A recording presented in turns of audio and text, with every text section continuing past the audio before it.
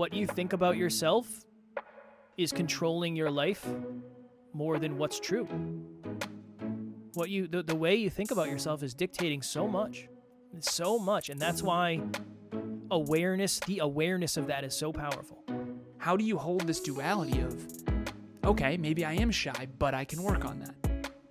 Okay, maybe I am not a great speaker yet, but I can go work on that. Okay, maybe I'm not that naturally intelligent, but I can totally work on that. And then you might be pleasantly surprised later on and go, wow, I'm much smarter than I thought. Holy crap, right? Next Level Nation, welcome back to another episode of Next Level University, where we help you level up your life, your love, your health, and your wealth. We hope you enjoyed yesterday's episode number 1611, the difference between high self-worth and entitlement. Hopefully, you found some value in that episode. It was all over the place, very deep, very hyper-conscious. Today, for episode number 1612, what's the story you've told yourself about yourself? For a long time, Alan, you know this. I have this blanket here that I put on top of my laptop at times because it likes to make a lot of noise. But this blanket is Fudge's blanket. You can't see it if you're listening, but I have a little blanket for Fudge in the morning. For a long time, Alan, and you kind of knew me at this point in my life, the story that I told myself about myself was that I wasn't very smart. I probably wouldn't amount to very much. I would probably never be any level of successful. I was incapable of getting a good job. I was incapable of finding or earning a good amount of money. I was shy. I was quiet. I could never be a business owner. So many things. So many things. It's wild that it doesn't seem like it was that long ago, but it's also wild how the story I tell myself about myself now is so different and way more empowering. One of the quotes we used to say very often back in the hyperconscious days were, what you think you are is more important than what you are. Because many of us operate on what we think we are, not what we actually are. If we were able to operate on what we actually are, I'm willing to bet most of us would be way more successful. If you're watching this, if you're listening to this, and you're a beautiful human who has low self-worth and you don't think you're attractive, what you think you are is holding you back more than what you actually are, unfortunately.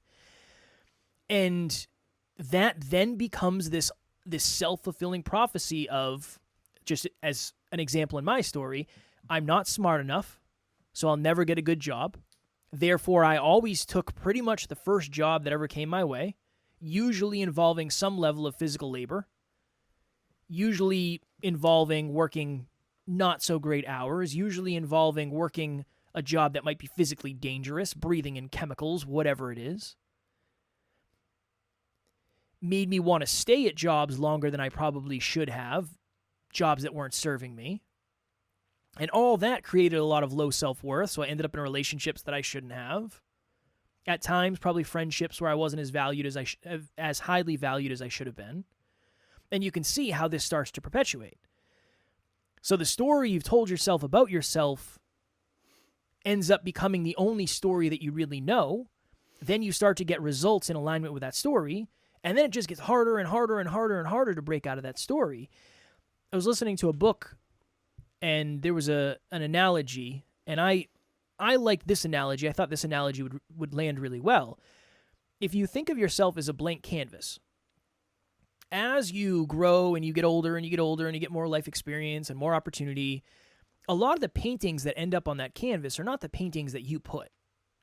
They're just the paintings of limiting beliefs, and they're the paintings of traumas, and they're the paintings of bad experiences.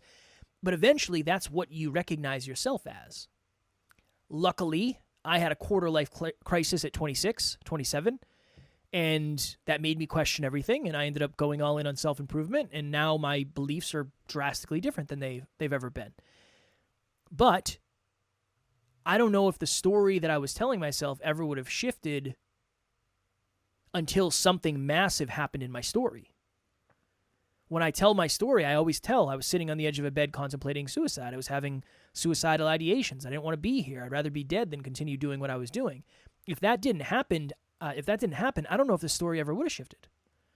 So that's what we're talking about today. Again, the quote that I love, it's super powerful.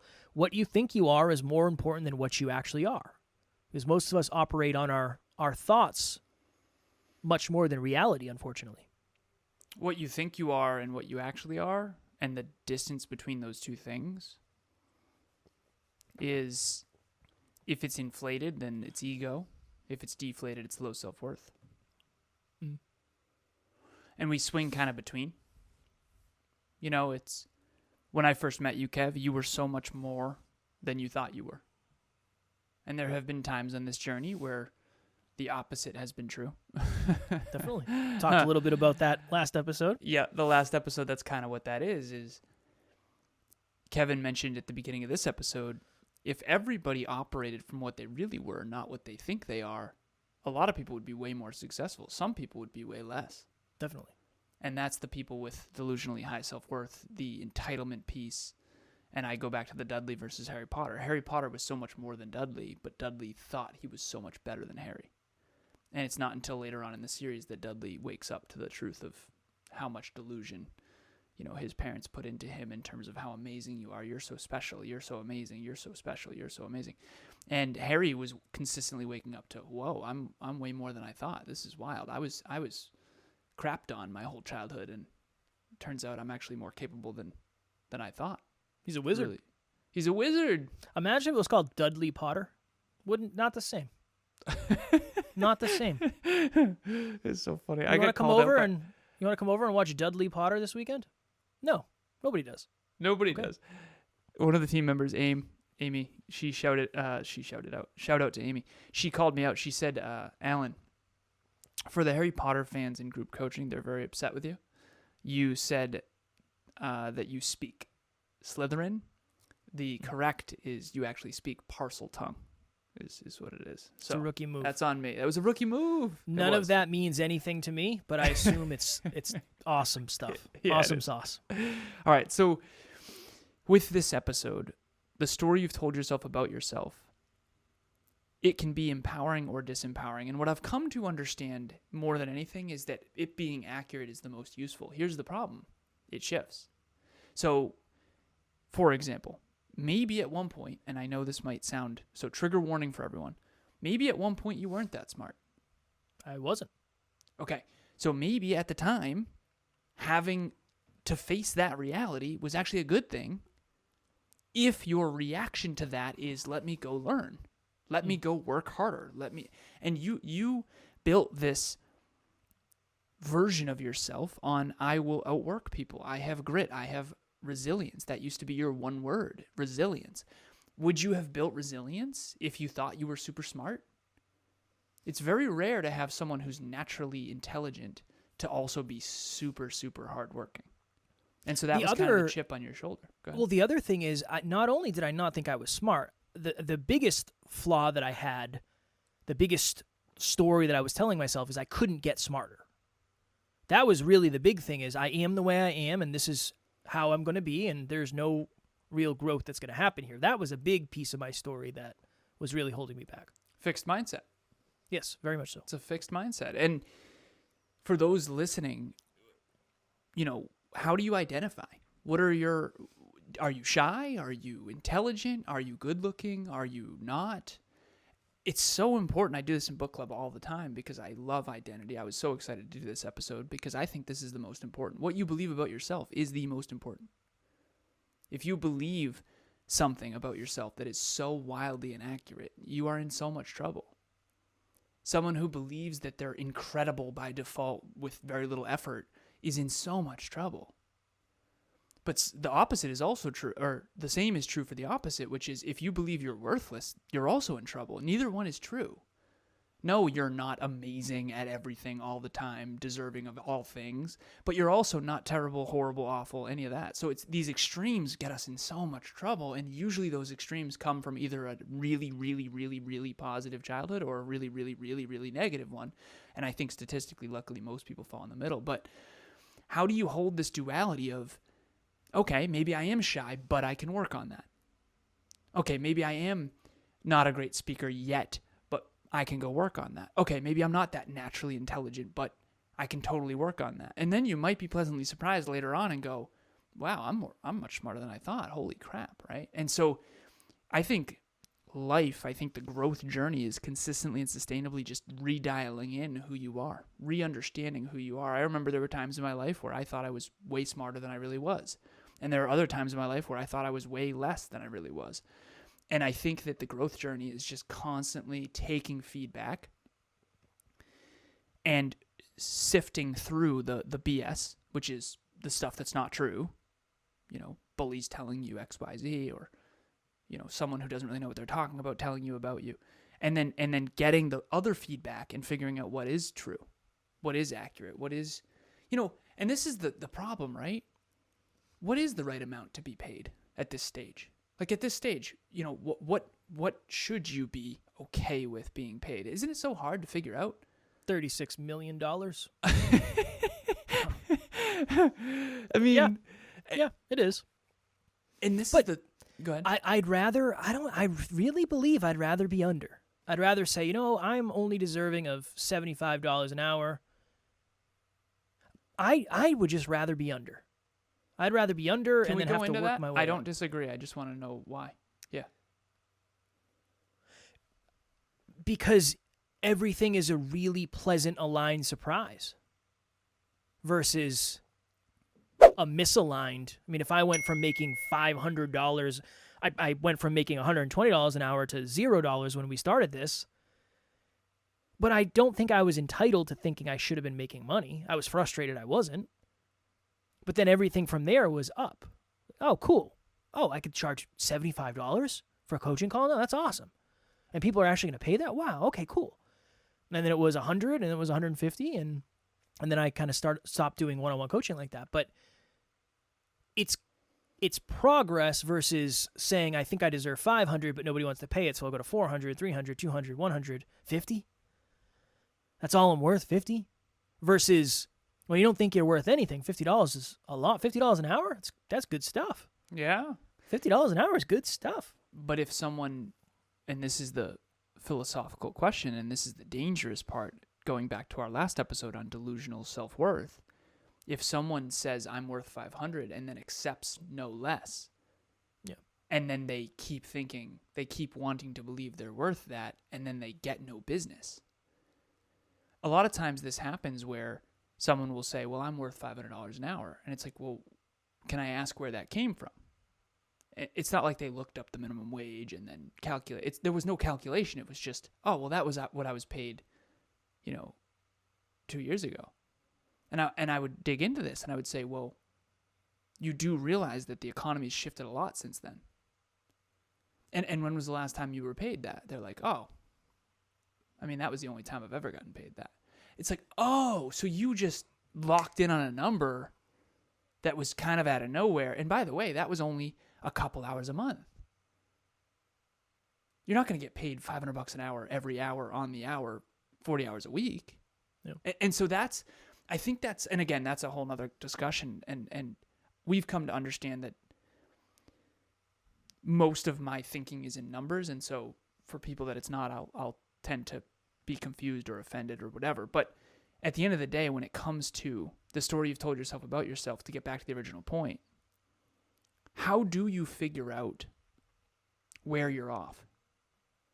Because there's a lot of dangerous ways to figure it out. If you go ask people, this is a question I used to ask all the time. What's something about your industry that unless I was in the industry, I just wouldn't know it? That's like a super curious question.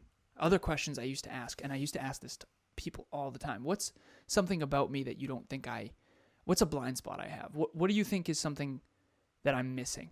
What am I missing about myself? And the problem with that, it's a really good exercise because you get feedback and then you can see yourself more accurately, which is exactly the point of this whole episode. And then you can benchmark the story you tell yourself up against the actual feedback. So for example, if Kev were to say, well, I'll notice you get really insecure when X. And then I'll go, oh, okay, interesting. But what if you are inaccurate about that? Now all of a sudden I'm inaccurate about myself. And so my question for the listeners, for us, Kev, is how does one identify the limiting stories and correct them? That's the $1 trillion goals. You set a goal that forces you to face some of the beliefs. And then some beliefs you'll prove them wrong, and other beliefs you'll prove right. I think that's the only way to do it. I don't know how else to do it. I don't know if you just decide one day, you know what? I really want to overcome. I want to figure out what my beliefs are. I want to figure out which are the ones that are empowering and which are the ones that are holding me back. I think there has to be some sort of necessity for, I'm really passionate about blank. I'm really passionate about the environment. What would be a really good way for me to spread that passion and impact people? Maybe I'll start a YouTube channel. I don't know. I've always been the shy person. I never wanted to do stuff in class, and I never wanted to do presentations in college, and I'm always pretty quiet when I'm out with people. But usually people are talking about stuff I don't really want to talk about. I didn't really like school that much. In my class, I didn't really like my teachers. But this is something I really like. I really like talking about the environment. Okay, let me see what that would be like. And I think that's the start. And then you realize, I'm not great at this. Definitely not great. But I got through it. And that's cool. Check that box. That's positive. That might not be, I didn't crush it. I said, I sweat through my clothes, whatever it is. I threw up on the in-between takes, whatever that journey is like. I said this to somebody today. Somebody emailed me, one of our clients, and I said, how are you feeling? How are you feeling about recording episodes? And she said, I feel terrible. I'm looking at my notes the whole time. I don't know what to say. And I said, you're doing better than you think. I'm not just saying that. You're doing better than you think. But you need to keep going because it doesn't matter what I think. It only matters what you think. I could tell you you're the best speaker in the world. If you don't think it, it doesn't matter. It just doesn't matter. There's no replacement for the reps. That never landed for me. Why wouldn't it matter? Because it doesn't matter what you think. Because when you leave, I still have my thoughts. It's good feedback, but it's not like I can just say, Alan, give me something I'm really good at. Kev, you're good at connecting with people. And it's like, I am now good at connecting with people. It just doesn't download that way. Does it affect?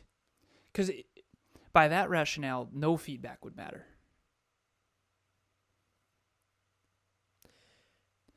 You know what I mean? Feedback matters as much. Feedback only matters to the degree that you do something with it.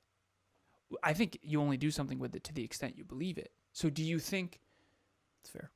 Okay, so in that case with your client, I could tell you you're the best speaker in the world, and it wouldn't matter because what matters is what you think, but you can influence how she thinks. My job is to get her to keep doing this. But the only way to do that is to keep her thinking... Yeah. But when I send that message to her, I don't necessarily... I expect that to be like just a little boost of, oh, awesome. Thank you so much, Kev. I really needed that to do the next episode. Does she think that you're honest about it? Like, how does she know you're not full of it? We have a very unique relationship. I have a client who's been called beautiful by so many people, and I dug into this, and I said, well, why don't you believe that you are? She's like, I just think people are trying to be nice. Like, everybody? You think everybody's just trying to be nice? Like, I guess the question, and I don't know the answer necessarily, but I would say that I've been able to shift my identity. I was telling Kev about this earlier. I have this sort of pyramid of responsibility, and say, think, do, feel, believe. So say, think, do, feel, believe. That's what we have control over. You can't control the economy. You can't control the world. You can't control global warming. But you can control what you say, think, do, feel, and believe. And I told Kev, I'm not good at the feel one. I don't feel like I'm as good at shifting how I feel. I can change what I think real quick. Data. Like I always tell Kev, like, give me the data. $768 is the average car payment in the U.S. I never will forget that. Now, in 2 years, it'll be a little higher, right? inflation. But at the end of the day, the data, I need the data.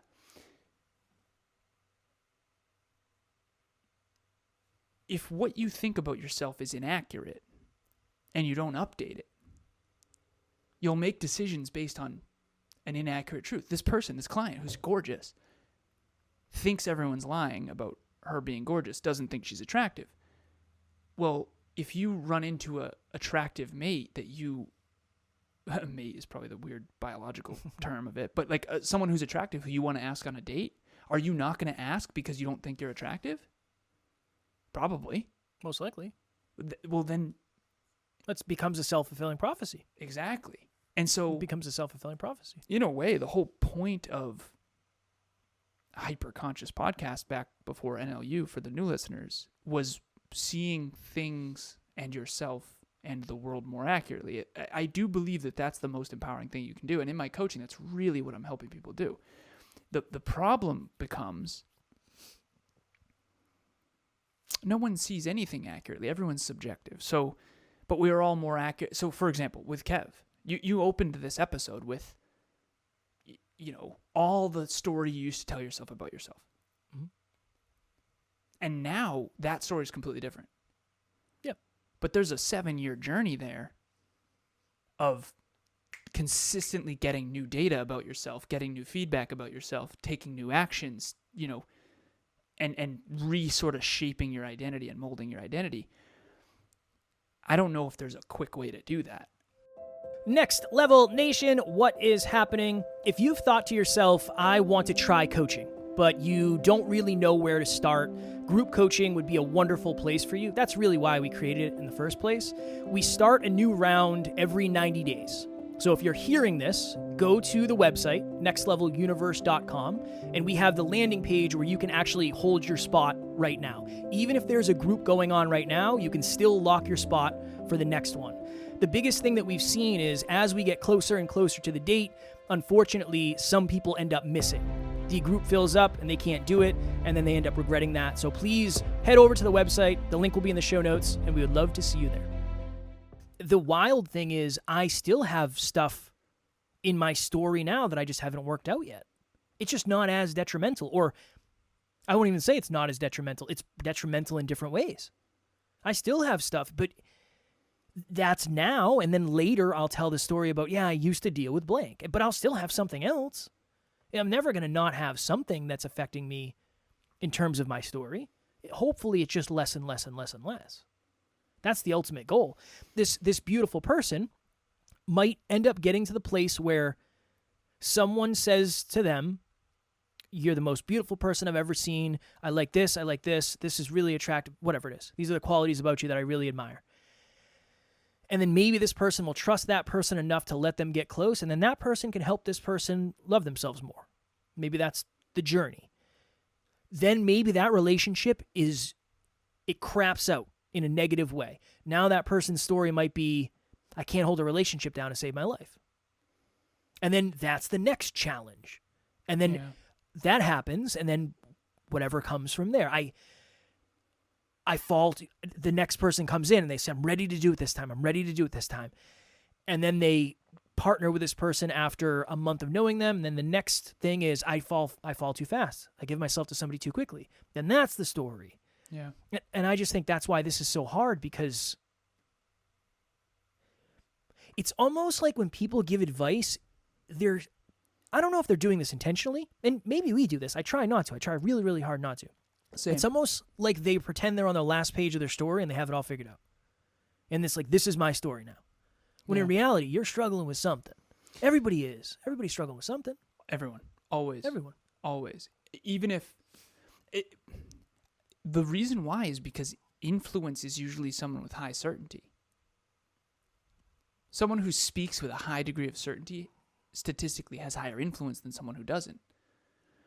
But unfortunately, the person with the higher certainty is almost always more ego. Yeah. I mean, even you and I, when we were insecure on the microphone, we spoke with more certainty, or at least more fake certainty, right? And it's not like we were trying to be fake. It was just an overcorrection from insecurity. And now we're okay with not really knowing. Like last episode. Yeah. And everyone, lately. But I would love to believe that we wake up to that at some point. I mean, maybe we don't. I don't know.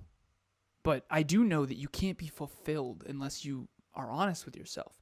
If you're great, I want you to be honest with yourself. If you're not, I also think it's important to be honest with yourself. I would much rather someone who's really, really good looking own that, be honest about it, and understand the pros and cons of that. Mm. And then someone who's not also be honest about it. It's better for you to be honest about it. I'll give you one example. There was someone I coached back in the day, years and years and years ago, and she wanted to be with this guy who was way out of her league. I mean, it's not even possible from my perspective. It genuinely isn't. And I'm not trying to be unkind, but I would much rather you be honest about that with yourself than shoot for something that you'll never get and then be alone and then regret that 20 years from now when you could have had love. Mm. You're going for this idealized version that you personally could never get, but no one's honest enough to actually say, listen, no offense, but there's no way. There's just no way. And you want to know why? That sounds so mean. Yeah. I wonder if that's actually mean. What if that's really caring? What if, obviously you have to do it in a nice way. You can't just, that person's way out of your league. But it's very, I think it's caring to look at someone and look at what they say they want, look at who they are and what they're capable of, and to try to articulate for them where they might be off. I told you earlier, you said something to me earlier, I forget what it was, but I was like, Kev, I need you to say stuff like that. Mm. I need that data. I'm not offended. I need to know that person was bad for me. And you were like, well, you weren't ready to hear it. It's like, I don't know. You never tried. And if you did, and I was... There were certain things that I had said that just went right over your head. That's a fair assessment. But I could have said it in different ways. But that's the thing is, you had your own story. I know. You already had your own story of whatever the thing was, and I had my story, and nobody knew whose story was truer or more accurate. Hey, yours was more accurate. Yes, I know. In this case, yours was definitely more accurate. And now we know. And now we know. And that's the thing. And this will be the last piece that I had. So everyone's story about themselves is inaccurate, but to what extent? And so for the listeners, check in. How accurate are you about yourself? Self-assessment is not usually accurate. There's so much cognitive biases. There's hundreds of cognitive biases, and we're the most biased with ourselves. So, and unfortunately, if you are super attractive, most people won't tell you that because maybe they're insecure about their, looks, or maybe they want to be with you or sleep with you or whatever. It just gets really wonky when all the feedback we get from the external world is sometimes the opposite of the truth. And some of it is true. And so I guess that's all I've got for everybody, which is seek feedback and then learn how to sift through it and try to figure out what you actually think is true, knowing there's no objective reality, but there is a way to get closer and closer and closer and closer. And hopefully you have a circle of people around you who actually care about you enough to say the good, the bad, and the ugly so that you can grow. I don't think you can grow without feedback. I know you can't. And if you don't grow, and this gets even harder because as time passes, things change. Like you were good at baseball way back, but you're not good now. How dare you? You son of a bee. No, I caught myself watching something on Instagram the other day, and I was like, I could hit that pitch, like a 90-mile-an-hour fastball. It's like, no, you couldn't. You couldn't hit it back then. What do you think something happened? You got better? You took enough time off and you've improved? That's not how it works. Get with it. That was so good. This is it. Get in the arena. If you're not in the arena, you're not getting feedback, and you're not updating your beliefs. You have to get in the arena, and it's going to be hard because there's always going to be a distance between what is real and what's, you can think you can climb a mountain until you're on the mountain, and then you're either going to be better than you thought or worse than you thought, and that goes back to action is the cure-all. Taking action, everything's easier than it looks. you get in the ring, you watch UFC, and it looks easy because these are masters at their craft. They make it look easy, even they don't. But nothing about that looks that easy, so that's probably a bad example. But snowboarding, I used to watch the X Games. They make it look easy. Trust me. I used to snowboard all the time. It is not easy. It's horrible. And everything looks easier from the surface than it is. And until you get on the mountain, you just don't really know where you fall. Maybe you're better than you think. Maybe you're worse than you think. But you got to get on the mountain, I guess, is the only real answer I have. I had a breakthrough. Now, again, this came to me. This is a thought. This is my idea. The reason it's so hard to believe someone when they come to you and tell you how beautiful you are, if you have a complex about your beauty, is the reason you don't think you're beautiful is because there's a bunch of people who told you weren't. And how do you know who to believe? Yeah. You've gone your whole life. Somebody said it to you maybe when let's say you were younger and you got made fun of for whatever it is. And then that became your new story, and you've been running that story for the last 15 years, and now there's people trying to help you rewrite your story, but you've been part of this story for 15 years. How do you know? You don't know who to believe. I think that's why it's so hard, because most of these things aren't our own. They're not our story. Somebody else edited it. Somebody else wrote it. Somebody else made an appearance and then left. That's why it's so hard. That's one of the reasons it's so challenging. Yeah. And that's what sucks, because there's probably a lot of people that do tell you the real truth. But if somebody else has been telling you this false truth for a long period of time and you start to believe it, it kind of sabotages the direction. It's sad. I don't think we realize, and again, this is speaking to me, I don't think we realize how much what we say to other people affects their lives. It is alarming. It's scary. How much that matters. It's scary. Yeah. A teacher said something, a bully said something, and maybe you weren't as attractive back then, and maybe you blossomed later. I don't know. I had an ex-girlfriend who in high school was not super popular or attractive, and then she was really, really, really attractive later. And I remember I used to try to tell her, like, you're a lot more beautiful than you think. You don't have to be stuck in that old version if you don't want, And again, I think my feedback is usually trying to empower people. And sometimes that means telling them truths they don't want to hear, of course. And that's why I love coaching, because that's what you're paying for. You're paying for feedback. You're paying for the truth. I mean, one time you called me fat. You didn't call me fat, but you said you're out of shape. Shots and fired. That was really helpful because you helped me get back to the truth. And we had a strange relationship, Alan and I. Yeah. He didn't call me fat. He no. Yeah, I'm being playful. It was based on your goals. I said, hey, I think you're letting it ride a little bit too much. I was. When it comes to 5 guys, burgers, and fries, you've become the 6th guy. They're not taking on anybody else. And by the way, I'm the 7th. Yeah, I was the 7th. No, I was actually the 6th. You were probably the 7th. I was there before you.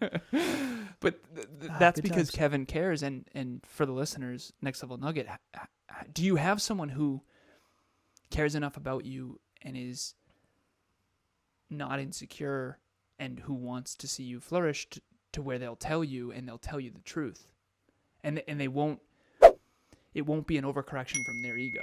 That's the thing. I mean, I've gotten, I have past friends that would have said the same thing, but it would have been from a place of insecurity, not from a place of, hey man, like, I want to see you win. So it's alarming how much other people's opinions affect our truth. We got to be careful of that. You got to let the feedback in, but also only the right feedback, and you have to know what the right feedback is. And it's really it makes sense why achieving dreams is so hard. Somebody called me 4 Eyes. I had got glasses in, maybe like 6th grade, pre-high school, I believe. Pre-high school, I got glasses. First day of school, or first day me wearing the glasses, somebody called me 4 Eyes. That's one of the reasons I didn't want to wear glasses. I didn't never really work through it. I got contacts after, and then I just got sick of wearing contacts, so I just never wore glasses again. I didn't want to get called 4-eyed. That was my relationship with it. And then Taryn wears glasses, and she kept saying, seriously, think about this. She kept saying, I'd love to see you in glasses. You look so handsome in glasses. I'd love to see you in glasses. Nice. And then one day we went, or she's like, I'm making an eye appointment. Do you want to come with me? And I was like, yeah, whatever, I'll come with you. And then we got there, and she's like, "Are you gonna get glasses?" I said, "Yeah, I'll get some glasses." And now I wear glasses. I don't even think about it. I like wearing them because my wife likes them. She's not gonna call me Four Eyes. She wears glasses too. So just think about that. Think about how, again, a very simple example, but think about that. I don't think about it at all. I mean, if somebody wants to call me Four Eyes, whatever. It's like the dumbest. Come up with something better. Just come up with a better diss. It's stupid. It's dumb. But I understand if you have had trauma around that, because to that story I did as well. Yeah, What's your next kids, level nugget? My next level nugget. We gotta go. We're we dug gotta in jump. here. We're We 35 minutes into this. I already episode. said We're next gonna level be- nugget. I already said mine. What was it? I don't remember. Yeah, okay. You Four didn't say eyes. it. No, I'm Maybe kidding. you didn't I say have it. glasses on right now. Yeah, I know. All right, here's what it is. When we're kids, we're all insecure. We're all mean. We don't know it. Have you ever? I was on the track, and there was these young women playing soccer in the center of the field, and you should have heard the way these women talk to each other. They're in high school. They were so mean. It was like Emilia and I were on the track. We're going, whoa, you guys are really brutal on each other. No wonder why we all get so messed up. So here's what I would say. Be kind, be honest, in that order. And trust me, there have been times where I've been unkind, so I'm imperfect as well. But I try hard to be honest with myself. What I'm working on is the kind part. You need tough feedback if you're going to grow. You can't be a terrible speaker and have everyone tell you you're a great speaker and only listen to the people who say you're great. That's a quick way to be terrible at speaking for the rest of your life and thinking delusionally. I've been there. What I do know is that you can't allow these deeply insecure people who are actually bullies to help you look at yourself more accurately. If people are bullies, just say, you know what? Their feedback is BS. It's not real. It's not true. And you can tell. You can tell by their energy and you can tell by their attitude. Do they really want to help? Are they really trying to help? Do they want to see you win? You know the answer. And if it's a no, ignore all their feedback. But if they really want to see you win and they're saying it because they care, you got to take that feedback and run with it. Stole most of my thunder there with that, because you got 2 next level nuggets.